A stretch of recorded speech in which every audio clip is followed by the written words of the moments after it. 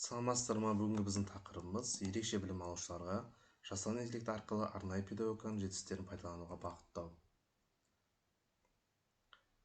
Қазіргі заманғы білім беру жүйесіндегі ерекше білім алушылар үшін инклюзивті және тиімді оқыту әдістерін қамтамасыз ету өзекті мәселе болып табылады. Жасанды интеллект технологиялары арнайы педагогикада жаңа мүмкіндіктерді ашады. Яғни ерекше білім алу қажеттілігі бар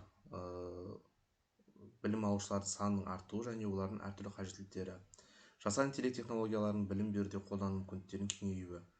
Барлық балаларға тең білім алу құқығын қамтамасыз ету. Жасанды интеллект технологиялары ерекше білім алушылар үшін пайдалану жолдарын зерттеу. Ерекше білім алушылар анықтама. Ерекше білім алушылар сенсорлық, дене, зияткерлік, психикалық және немесе тілдік даму ерекшеліктері бар. Білім алушылар үшін арнайы жағдайлар мен қосымша қолдау қажет ететін балалар мен жасөспірімдер. Жеке қажеттіліктері, яғни әр ерекше білім алушы дамуының өзіндік ерекшеліктері мен оқу қажеттіліктері бар. Арнайы оқыту әдістері, құралдар және тұлғааралық қолдау қажет. Сапалы білім алуға және әлеуметтік интеграция құқығы бар.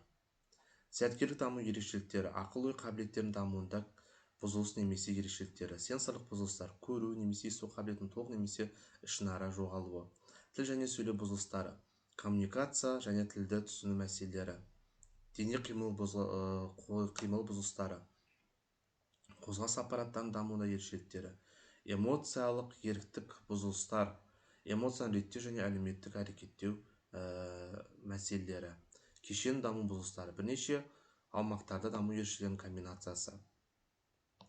Дараланған оқыту бағдарламасы әр баланың даму деңгейіне және қабілеттеріне сәйкес жеке оқу жоспары мен бағдарламасы.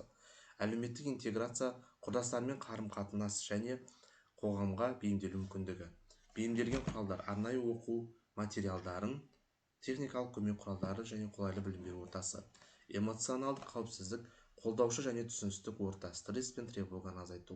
Кәсіби қолдау, дефектолог, логопед, психолог және басқа мамандардың көмегі. Мотивация, жетістіктерді мойындау, оң немесе кері байланыс және өзін дамытуға ынталандыру болып табылады. Арнайы педагогикада, яғни негізгі ұғымдар. Дамуында бұзушылықтар бар бала тұлғасын оқыту, тәрбиелеу, әлеуметтік бейімдеу және интеграциялау заңдылықтары мен әдістерін зерттейтін педагогика ғылым саласы болып табылады. Негізгі принциптері тұлғалық бағдарлы тәсіл, түзету дамыту бағыты, кешендік және жүйелік әлеуметтік интеграция болып табылады. Жасанды интеллект анықтама және негіздері. Жасанды интеллект дегеніміз компьютерлік жүйелердің адам интеллектісіне тән мәтіндерді орындау қабілеті, оқыту, проблемаларды шешу, үлгілерді тану, шешім қабылдау және табиғи тілде қарым-қатынас жасау болып табылады.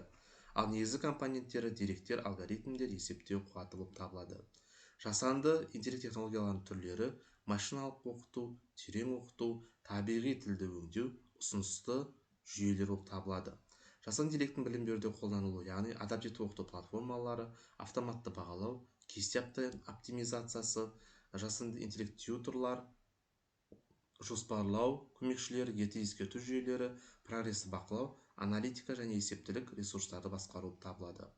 Ерекше білім беру алушылар үшін жасанды интеллект технологияның артықшылықтары: дараланған тәсіл, жедел кері байланыс, мультимодальды контент, қолжетімділік, геймификация, объективті мониторинг. Жасанды интеллект арқылы дараланған оқыту. Әр білім алушының жеке қажеттіліктері, мүмкіндіктері және оқу стиліне негізделген білім беру тәсілі. Ерекше білім алушылар үшін өте маңызды: даму қарқыны әртүрлі, қабылдау ерекшеліктері әртүрлі, қосымша қолдау деңгейлері әртүрлі, мотивация факторлары әртүрлі болып табылады. Зерттеу қажеттілігі және бағыттар ол төмендеде болып табылады. Ерекше білім алушылар үшін жасанды интеллект қолданысы жайлы жүйелі ғылымдар зерттеулер жеткіліксіз болып табылады. Тиімді дәлелдер, ұзақ мерзімді әсер, мәдени контекст, мұғалімдер мен ата-аналар.